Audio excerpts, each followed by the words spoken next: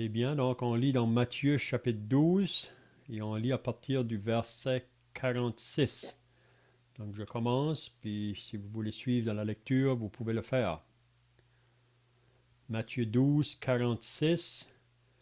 Comme Jésus s'adressait encore à la foule, voici sa mère et ses frères qui étaient dehors cherchèrent à lui parler. Quelqu'un lui dit, voici ta mère et tes frères sont dehors, et ils cherchent à te parler. Mais Jésus répondit à celui qui lui disait, qui est ma mère et qui sont mes frères? Puis, étendant la main sur ses disciples, il dit, voici ma mère et mes frères.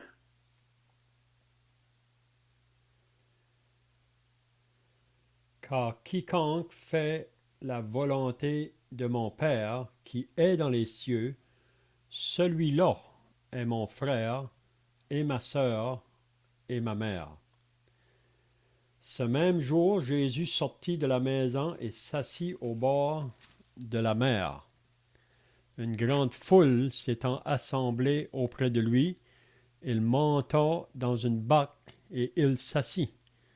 Toute la foule se tenait sur le rivage.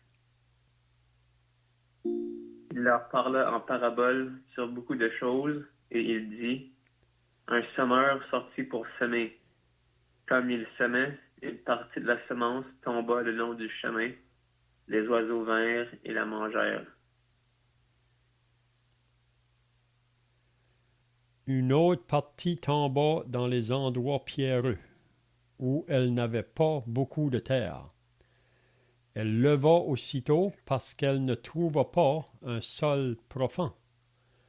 Mais quand le soleil parut, elle fut brûlée et sécha faute de racines. Une autre partie tomba parmi les épines. Les épines montèrent et l'étouffèrent. Une autre partie tomba dans la bonne terre. Elle donna du fruit, un grand 100, un autre 60, un autre 30. Et celui qui a des oreilles pour entendre, entende. Amen. On va arrêter là pour notre lecture. Probablement qu'on ne se rendra pas là. Donc, si vous étiez là la semaine passée, Jésus, là, en parlant à sa génération dans laquelle il a vécu, il pouvait dire que cette génération-là était méchante. Puis si vous vous rappelez, la semaine passée, on avait parlé concernant cette petite parabole que Jésus a utilisée là pour parler concernant l'esprit impur qui est sorti d'un homme. Puis il nous disait que l'esprit impur va par des lieux arides, cherchant du repos, et il n'en trouve point. Puis là, qu'est-ce qu'il va faire? Il revient de nouveau à l'homme qu'il a quitté, puis il trouve que la maison est balayée, elle est ornée, elle est bien propre. Puis qu'est-ce qu'il fait? Il va aller chercher 7 autres esprits impurs plus méchants que lui, puis il va les amener dans cet homme-là qu'il a laissé là.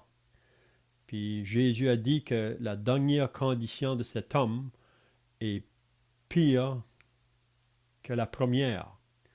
Puis on avait vu que Jésus, en parlant de cette parole ici, là, il adressait ça vraiment à la génération méchante dans laquelle il vivait.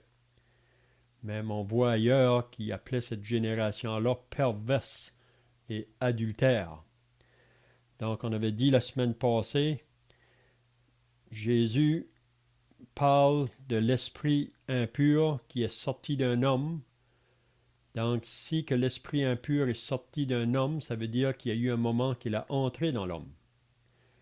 Puis on avait dit que Jésus vraiment dit à la génération dans laquelle il vit là, que c'est vraiment ça la condition que eux se trouvent dedans. Donc, parce qu'ils se sont éloignés de Dieu, comme la nation, vous savez, le peuple juif, ils n'ont pas reçu le Seigneur quand il est venu comme nation. Il y en a des individus qui ont reçu ici et là, mais comme nation, ils ne l'ont pas reçu. Donc, mais la raison qu'ils ne l'ont pas reçu, c'est parce que déjà, pour longtemps, cette nation-là avait abandonné Dieu pour suivre leur propre voie, leur propre désir. Alors, ils étaient des gens religieux, c'était des gens qui allaient à la synagogue à toutes les semaines, ils pratiquaient leur vie religieuse, mais Jésus pouvait dire de ce peuple-là, ce peuple m'honore des lèvres, mais son cœur est éloigné de moi. Donc, parce que Israël s'est éloigné de Dieu, même qu'il est allé vers des faux dieux, des idoles, donc ça vraiment, quand on va vers des faux dieux, on ouvre la porte à des mauvais esprits, à des esprits impurs. Donc, on pourrait dire qu'il y a eu un moment pour Israël quand ils ont laissé cet esprit impur entrer. Mais par la suite, on sait que à plusieurs reprises, le peuple, à un moment donné, se repentait, mais il tombait toujours dans le même chemin, si on peut dire, d'éloignement. Donc, qu'est-ce qui va arriver? Jésus dit à cette génération-là, c'est un peu semblable à cet esprit-là qui est sorti de cet homme-là. Là.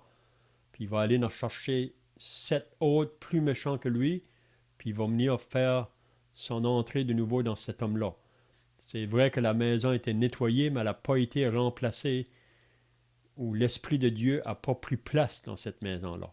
Puis vous savez que la seule manière qu'on peut avoir victoire sur les esprits mauvais, c'est par l'Esprit de Dieu.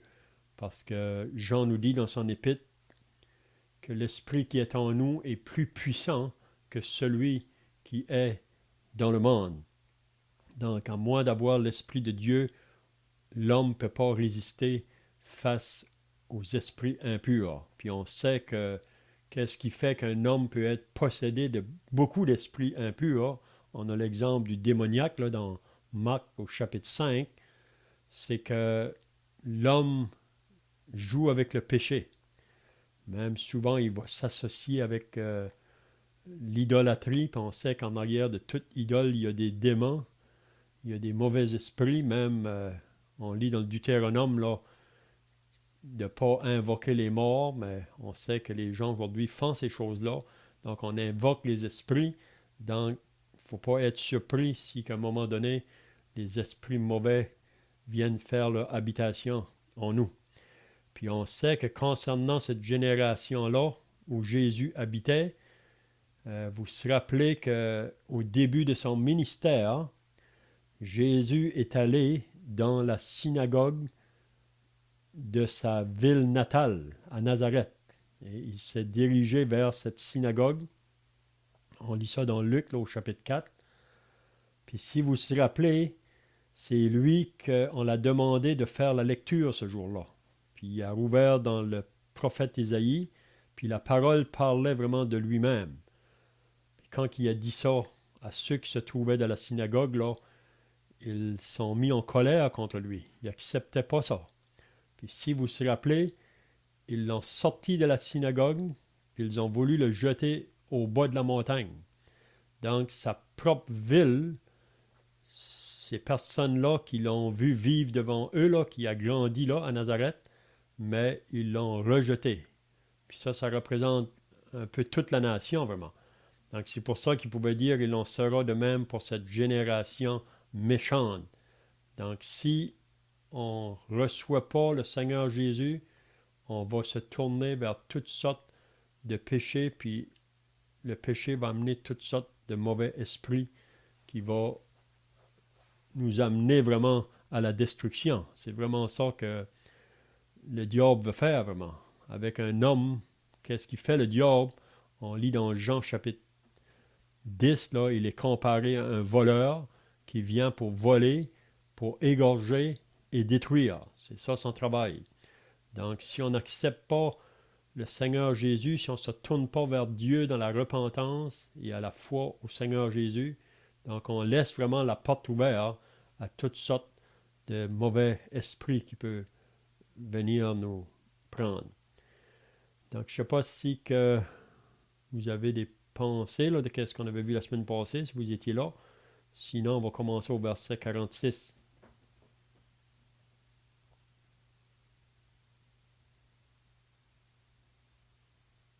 OK, donc le verset 46, là on voit que Jésus qui s'adresse encore à la foule.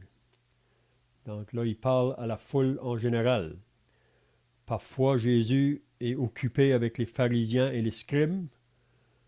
Puis on sait que les pharisiens et les scribes sont toujours là pour trouver des défauts en lui, pour essayer de l'accuser d'une chose ou l'autre, et essayant de le prendre au piège. Donc c'est des hommes qui n'étaient pas honnêtes, qui ne sont pas sincères.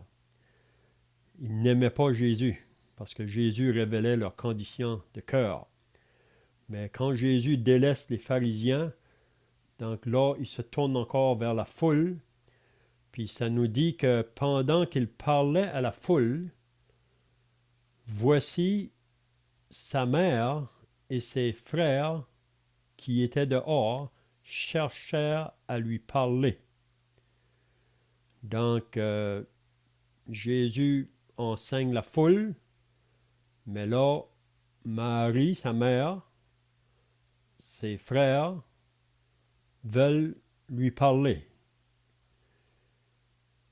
Pourquoi que sa mère et ses frères veulent lui parler?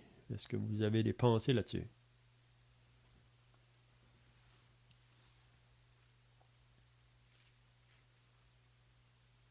Je pense que le même événement, selon l'évangile de Marc, au chapitre 3, ça nous dit que, au verset 21 de Marc 3, ça dit: les parents de Jésus, ayant appris ce qui se passait, vinrent pour se saisir de lui, car il disait: il est hors de sens.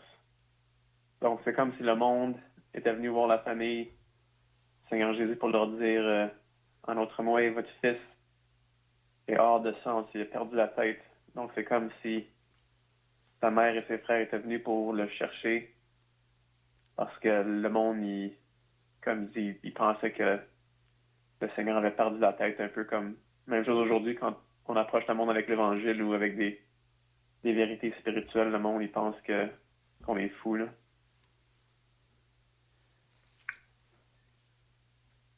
C'est ça. Donc, comme que le frère vient de dire, sa famille, sa parenté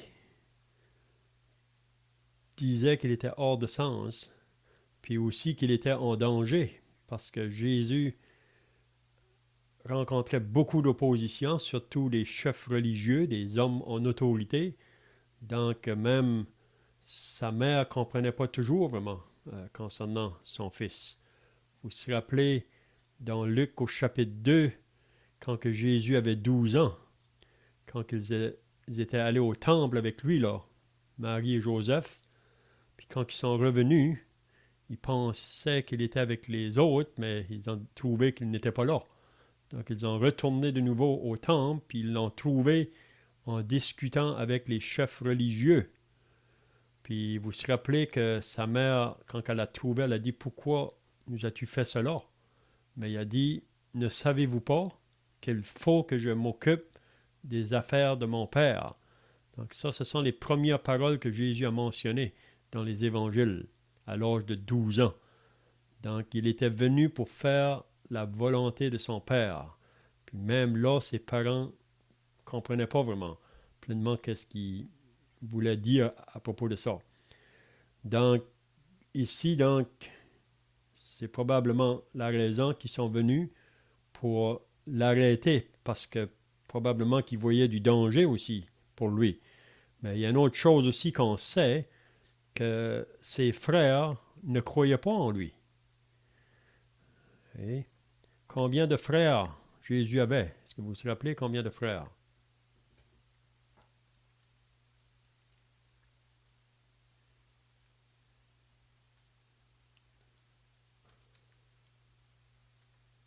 4.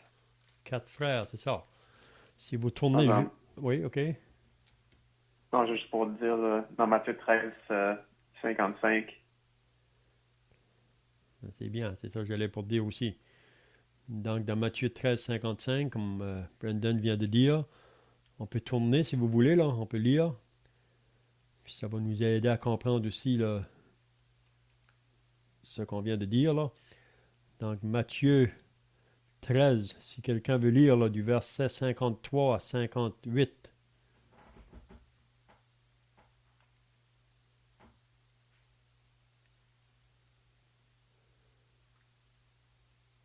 Lorsque Jésus eut achevé ses paraboles, il partit de là. S'étant rendu dans sa patrie, il enseignait dans la synagogue, de sorte que ceux qui l'entendirent étaient étonnés et disaient, d'où lui viennent cette sagesse et ces miracles? N'est-ce pas le fils du charpentier? N'est-ce pas Marie qui est sa mère? Jacques, Joseph, Simon et Jude ne sont-ils pas ses frères? Et ses sœurs ne sont-elles pas toutes parmi nous? D'où lui viennent donc toutes ces choses? Et il était pour eux une occasion de chute. Mais Jésus leur dit, un prophète n'est méprisé que dans sa patrie et dans sa maison. Il ne fit pas beaucoup de miracles dans ce lieu à cause de leur incrédulité. Mm-hmm. Donc, Nazareth, ils étaient incrédules face à Jésus, ne vouliant pas le reconnaître, puis même sa propre famille, ses frères non plus ne croyaient pas en lui. On lit ça dans Jean 7, mais on croit qu'après la résurrection, ou même avant, il y en a qui se sont convertis, ils se sont tous convertis vraiment, ses frères. Parce qu'on les voit dans la chambre haute, là, dans les Actes des Apôtres au chapitre 1, quand les apôtres sont retournés à Jérusalem, dans la chambre haute, il y avait sa mère qui était là et ses frères. Donc il y avait 4 frères. On sait que la religion qu'on a grandi dedans ne veulent pas reconnaître ça. Mais c'est très clair ici. On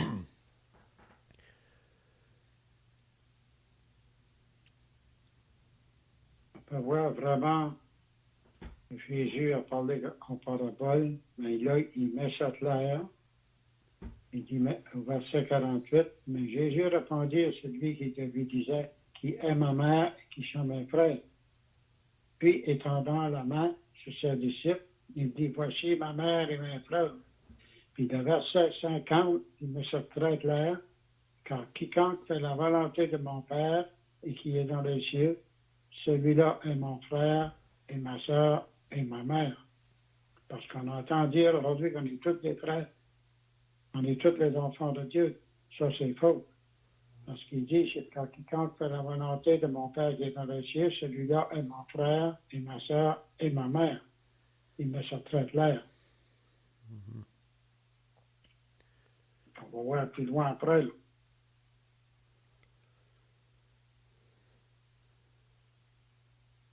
C'est ça. Donc, quand ils viennent pour le voir, là, ils sont dehors. Quelqu'un vient lui dire ça. Puis c'est là que Jésus va répondre, voici, quand ils disent, voici ta mère et tes frères sont dehors, ils cherchent à te parler.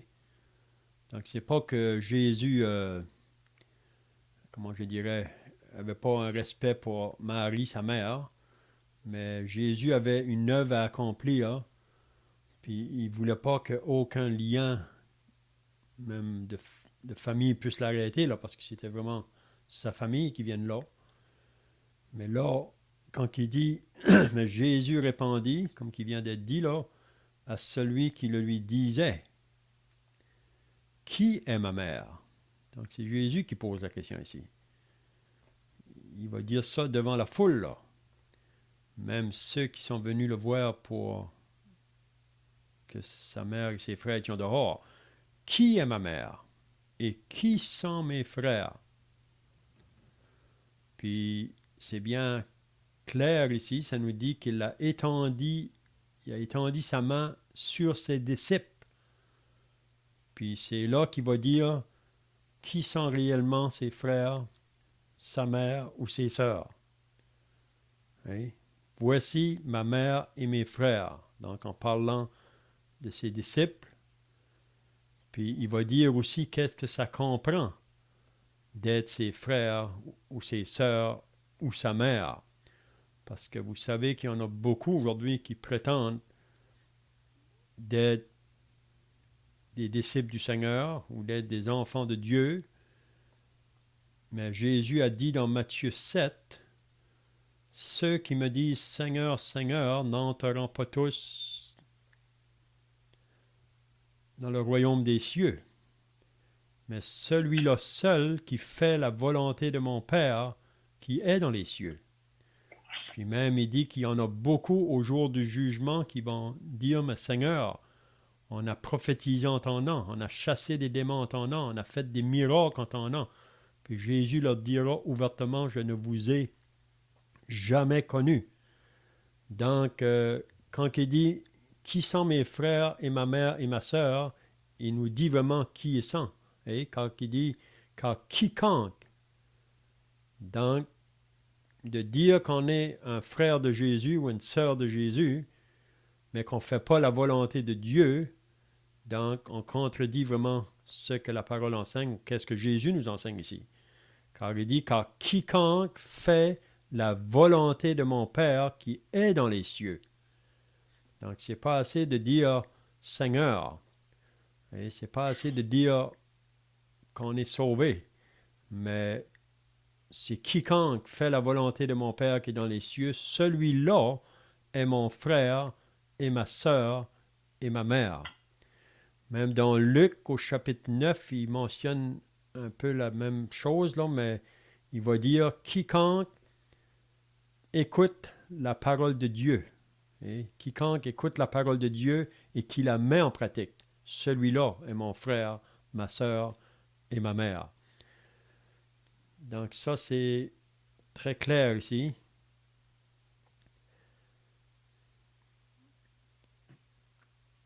On peut voir aussi dans l'Évangile de Luc, chapitre 15, verset 14, quand il dit « Vous êtes mes amis si vous faites ce que je vous commande. » Puis si on regarde le quiconque, qui nous parle dans le verset 50,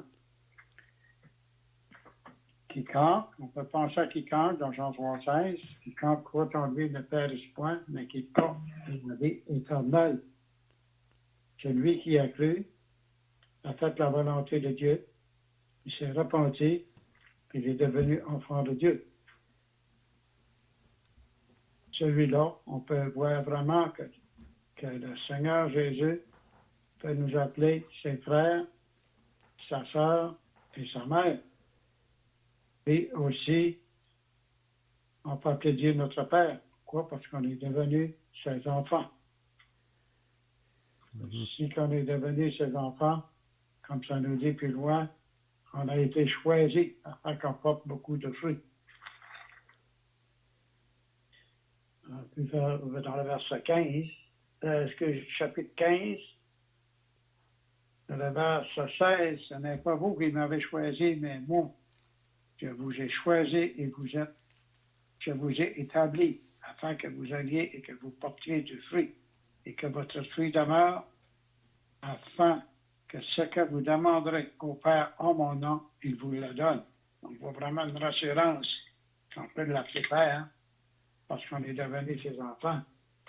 Puis nous, on a des directives.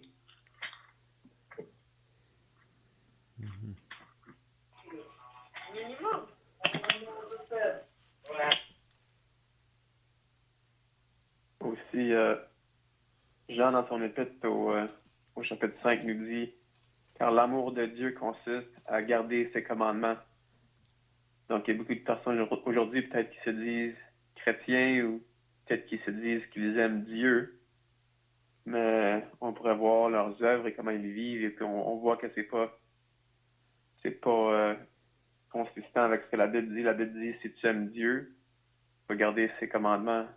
Donc, on peut aussi nous-mêmes, se juger nous-mêmes pour voir comment est-ce qu'on aime Dieu. Puis la manière de savoir, c'est est-ce qu'on obéit ses commandements. Parce que c'est la seule manière vraiment pour l'homme de prouver son amour envers Dieu. On sait que Dieu a prouvé son amour envers nous. En ce que lorsque nous étions encore des pécheurs, Christ est mort pour nous. Mais après avoir répondu à l'Évangile, nous, on démontre notre amour en obéissant à Dieu, en obéissant à ses commandements. Puis la Bible aussi nous dit que ces commandements ne sont pas pénibles.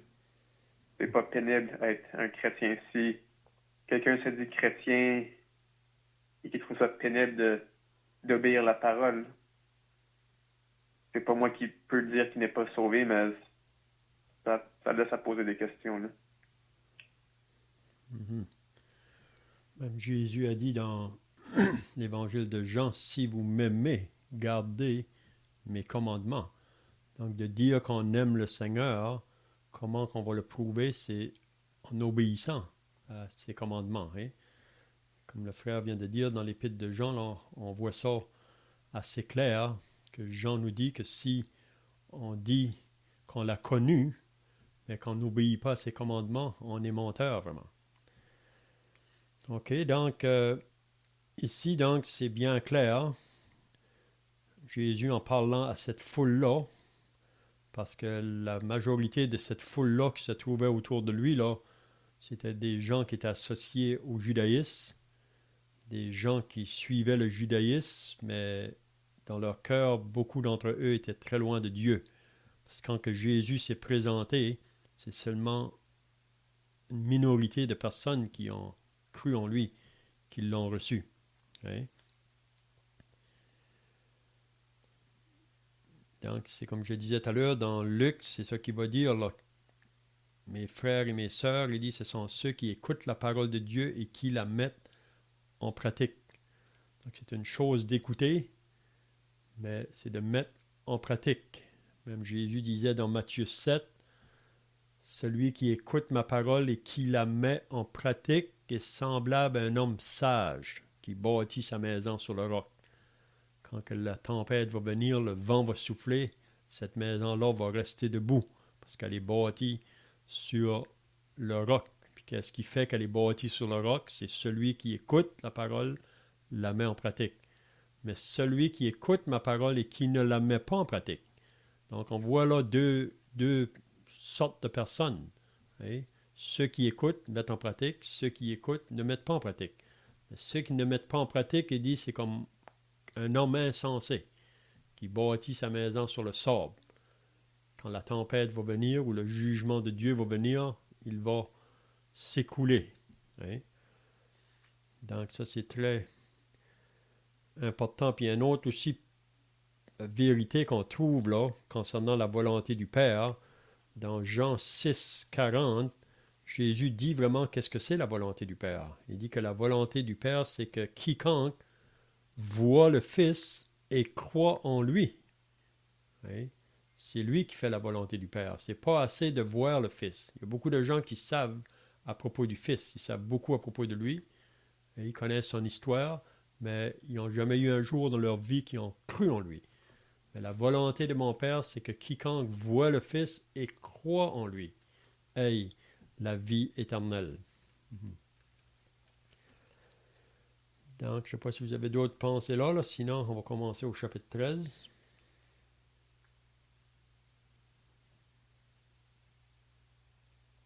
On peut voir ici à la fin du chapitre 12, on peut dire, jusqu'à ce point-ci, le Seigneur Jésus travaillait beaucoup avec la nation d'Israël.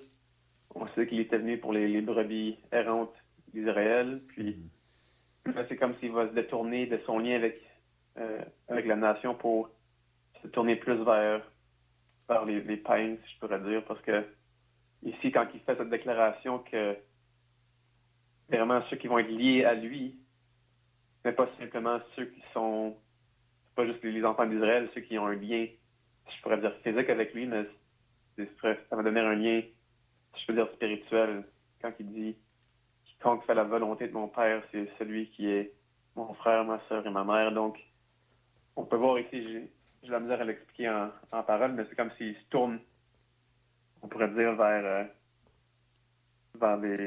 les païens, les non-juifs. Je sais pas si tu es d'accord avec ça. Là.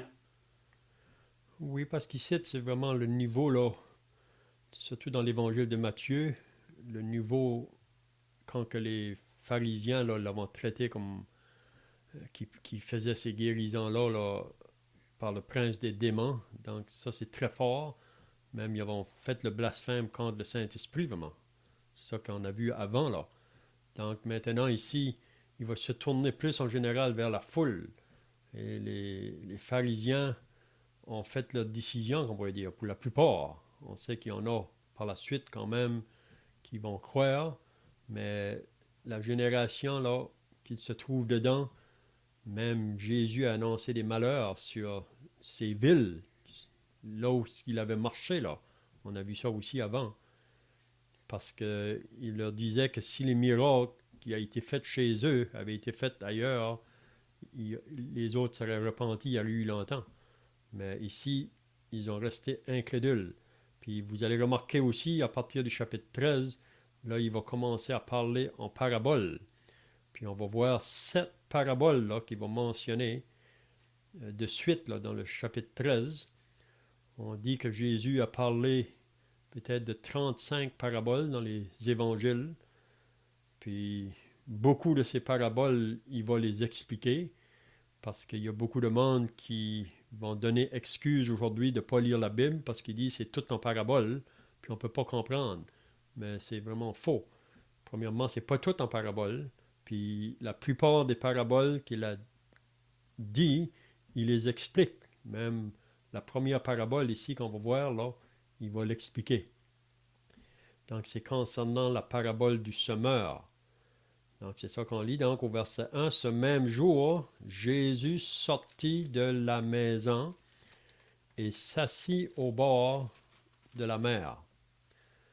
Donc il va être au bord de la mer, puis ça nous dit qu'il monte dans une barque. Si vous vous rappelez, même je pense que c'est dans Marc aussi, là, qui nous dit que Jésus avait rien qui appartenait à lui. Là. Il y a juste une chose qu'il avait demandé à ses disciples d'avoir avec eux autres, c'était toujours une barque à leur disposition. Parce que souvent, quand il y avait des foules, puis c'était sur le long de la mer, Jésus s'éloignait dans la barque, là, puis il parlait vraiment à la foule de cette manière-là. Donc ici, ça dit, une grande foule s'étant assemblée auprès de lui, il monta dans une barque et il s'assit. Donc on pourrait voir le maître qui va enseigner. Puis on dit que Jésus est le maître des maîtres. Il n'y aura pas eu d'autres enseignants comme lui, parce qu'il est la parole de Dieu même. Donc il est dans la barque, il enseigne. Puis là, qu'est-ce qu'il va dire? Toute la foule se tient sur le rivage, puis il leur parla en parabole sur beaucoup de choses, et il dit. Donc, son enseignement ici est assez long, là.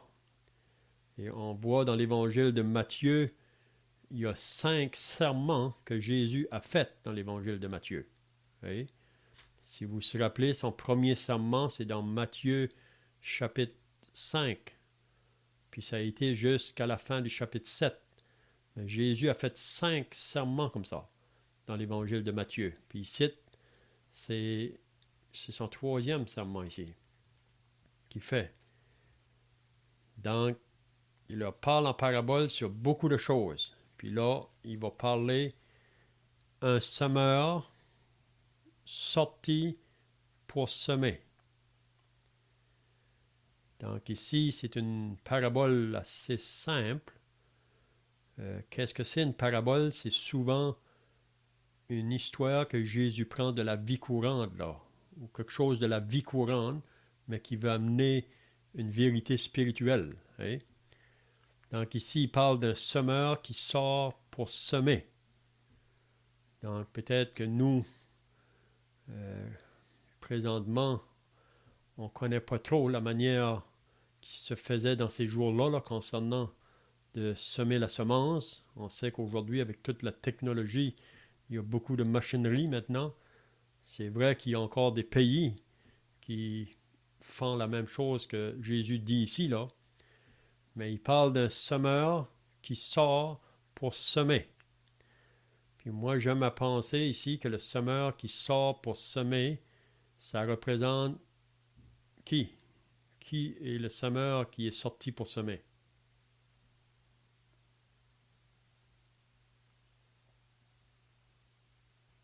Le semeur, on peut voir un portrait du Seigneur Jésus. Mhm. Il se met la parole. Ici, qu'on l'applique aujourd'hui, il y a des personnes qui ont choisi d'annoncer sa parole. Des fois, elle peut tomber le long du chemin. Elle peut tomber dans du terrain dur. Et des fois, elle peut tomber d'un bon terrain, et d'un bon cœur, qui va recevoir la parole avec cœur. Elle peut tomber d'un cœur dur, qui va la rejeter. C'est ça que je pense que le Seigneur va porter ici dans l'évangile de Matthieu.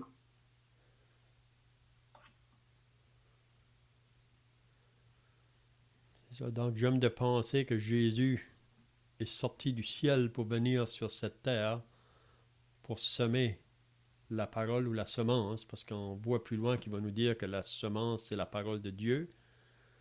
Donc, lui va semer la parole, puis vous savez que ses disciples sont autour de lui, donc il va les entraîner, si on peut dire.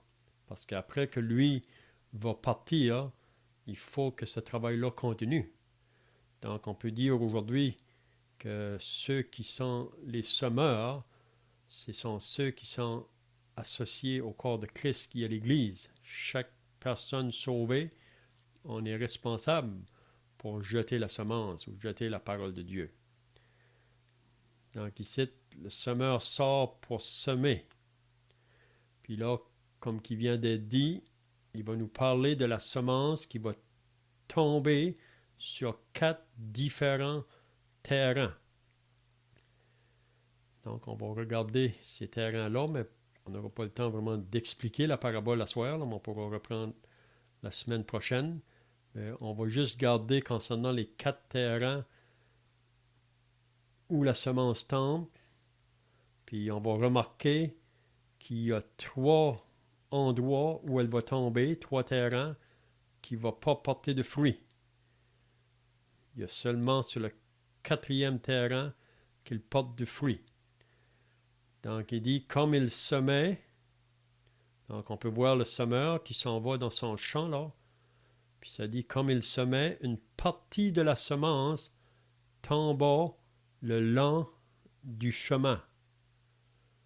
Les oiseaux vinrent et la mangèrent. Donc, pourquoi que il n'y a pas de fruit ici, là? La semence a tombé, mais pourquoi qu'il n'y a pas de fruit qui va prendre place ici?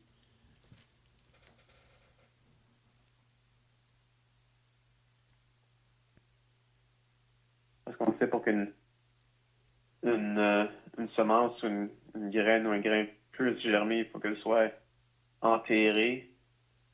Puis on sait que ça vient entre autres de terre, il faut qu'il y ait les minéraux de la terre, puis de l'humidité. Donc ici, si les oiseaux ont pris cette graine-là, ben on peut dire qu'elle était inutile à la terre. Puis on va voir plus loin que je pense que les oiseaux, ça dit que c'est Satan vraiment qui enlève la parole. On pourrait dire qu'il endurcit les cœurs du monde là, pour pas qu'ils puissent avoir de vie spirituelle. Là. C'est ça. Donc, le terrain ici, on peut penser que c'est le chemin probablement qui a été battu là, même quand le semeur va dans son champ. Parfois, il y a un chemin qui est battu, la force de marcher. Donc, le terrain est très dur. Hein? Puis, comme qui vient d'être dit, ça représente vraiment le cœur de chaque personne. On est endurci par le péché. Donc, quand que la semence vient, elle tombe. Puis, quand le cœur est tellement dur, elle ne peut pas pénétrer. Parce que pour que la semence porte du fruit, il faut qu'elle pénètre. Et il faut qu'elle aille plus profond, un peu dans la terre. Donc, la semence est là sur le long du chemin. Elle est vraiment exposée là. Elle n'est même pas cachée. Donc, ça, c'est vraiment la nourriture pour les oiseaux. Hein? Les oiseaux aiment beaucoup de manger les grains qui sont tombés à terre. Puis comme qui vient d'être dit, Jésus nous explique dans l'explication de la parabole que les oiseaux représentent le diable vraiment.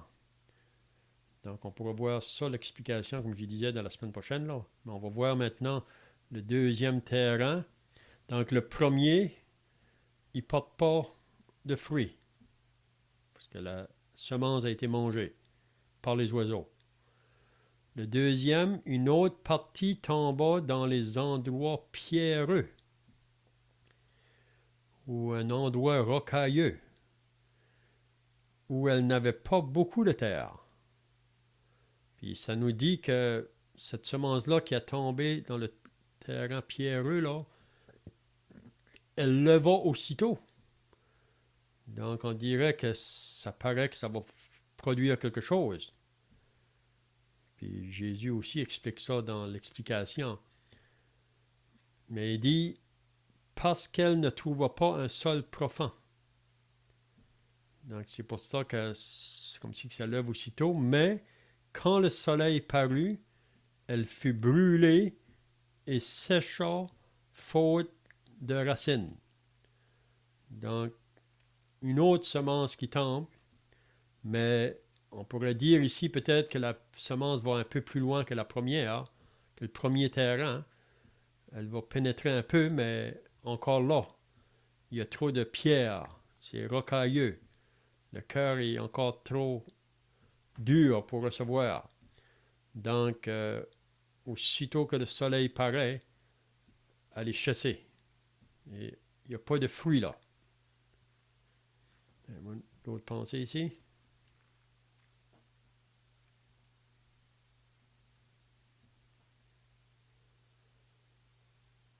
C'est comme quelqu'un qui fait, disons, une confession de Christ, mais soit que quand il y a des tribulations, donc soit quand il amène ça à ses amis à l'école, puis il reçoit des moqueries, ou quand on dirait qu'il y a de l'opposition, on dirait qu'il abandonne sa profession. Donc on peut voir que c'était pas nécessairement une vraie profession, là. Mm-hmm. Donc, c'est ça qu'il va expliquer aussi dans l'explication là. Et il compare le soleil comme une épreuve vraiment qui vient, ou une tribulation après que quelqu'un entend. Donc à la première vue, on dirait qu'il veut entendre, mais ça ne prend pas une grosse persécution, là, puis il abandonne. Donc ça, c'est le deuxième terrain. Le troisième, mais quand le soleil parut, elle fut brûlée. OK, le troisième, c'est le verset 7. Une autre partie tomba parmi les épines. Donc ici, la semence tombe parmi un terrain qui est épineux.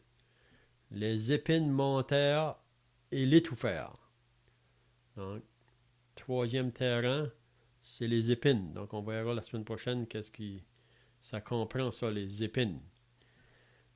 Le quatrième terrain, une autre partie tomba dans la bonne terre. Donc, ici, le terrain est préparé. Même ça nous dit que c'est ceux qui ont un cœur honnête et bon. Donc, ça veut dire que le terrain est préparé. Donc la semence d'ici va porter du fruit. Une autre partie tomba dans la bonne terre. Elle donna du fruit. Donc elle produit du fruit. Puis c'est ça que Dieu attend de tous ceux qui vont croire en lui, qu'ils vont porter du fruit. Puis c'est ça une évidence vraiment, quand quelqu'un dit qu'il a cru au Seigneur Jésus, qu'il l'a reçu comme son sauveur.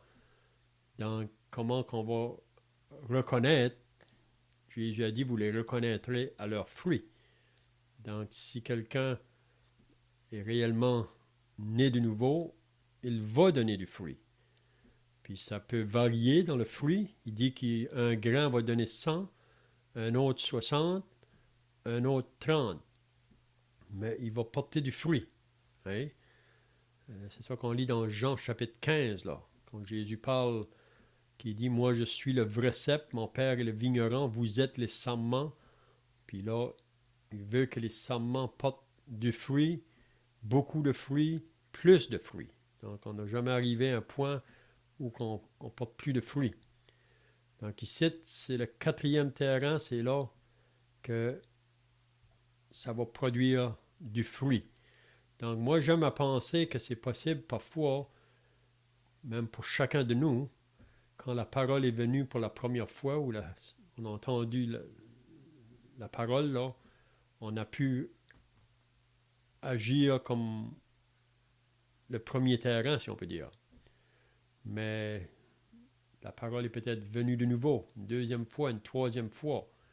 Je crois que c'est possible pour des personnes, parfois au début, la parole ne fera pas d'effet, mais ça peut venir à un point là que la personne sera préparée pour recevoir la parole, puis c'est là qu'elle va porter du fruit. Donc, il termine pour dire au verset 9 que celui qui a des oreilles pour entendre, entende. Donc, pourquoi que Jésus dit ça ici? Que celui qui a des oreilles pour entendre, entende.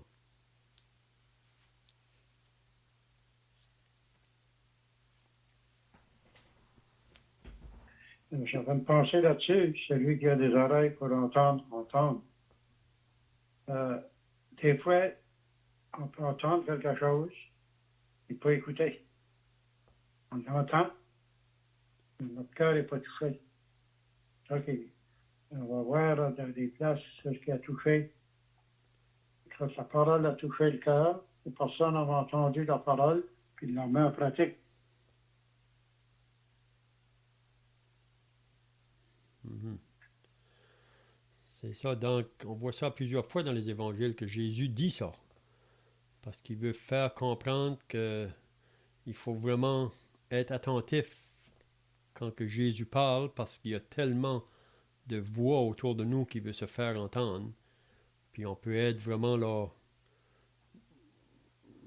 dérangé, si on peut dire là, à d'autres choses, quand que la parole de Dieu est annoncée. Donc celui qui a des oreilles pour entendre, entende. Il ne faut pas que seulement que ça rentre dans une oreille puis ça sort par l'autre. C'est ça qu'on dit des fois. On entend une chose, mais ça entré et ça sorti.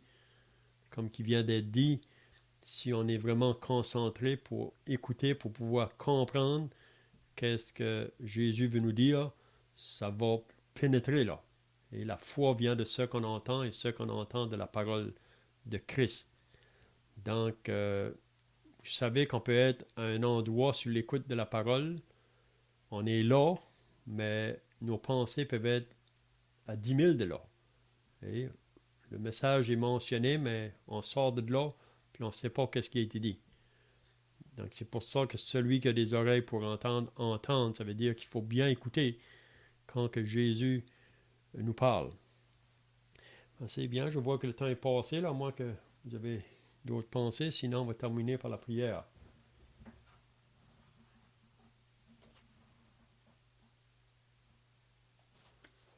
Père Céleste, on te remercie pour ton amour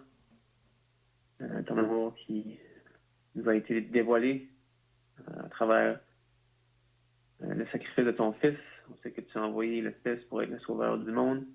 On te remercie pour l'obéissance de ton Fils qui a obéi jusqu'à la mort de la croix. On te remercie pour son sang qui, la parole nous dit, purifie de tout péché. On te remercie pour le temps passé dans tes saintes écritures. On sait que tes écritures sont certaines et véritables. On vit dans un monde où il y a beaucoup d'incertitudes, surtout au niveau gouvernemental dans plusieurs pays et même dans certaines provinces. Il y a beaucoup de tumultes, beaucoup de monde qui sont agités par le péché. Mon Père, on prie que tes enfants soient préservés de tout cela, qui se tournent vers la Bible et pour avoir l'assurance des choses à venir. Et puis on se remercie pour tout ce qu'elles nous disent. On prie pour ceux qui sont présents ce soir, peut-être qui ne sont pas sauvés. On prie au Père qu'ils puissent s'appuyer sur tes écritures et la reconnaître comme étant la parole de Dieu. On prie pour ta bénédiction sur tous ceux qui étaient présents ce soir et ceux qui vont étendre, ceux qui vont écouter l'étude enregistrée plus tard de ta volonté. Et puis, on te remercie encore une fois au nom de ton Fils, le Seigneur Jésus. Amen. Amen.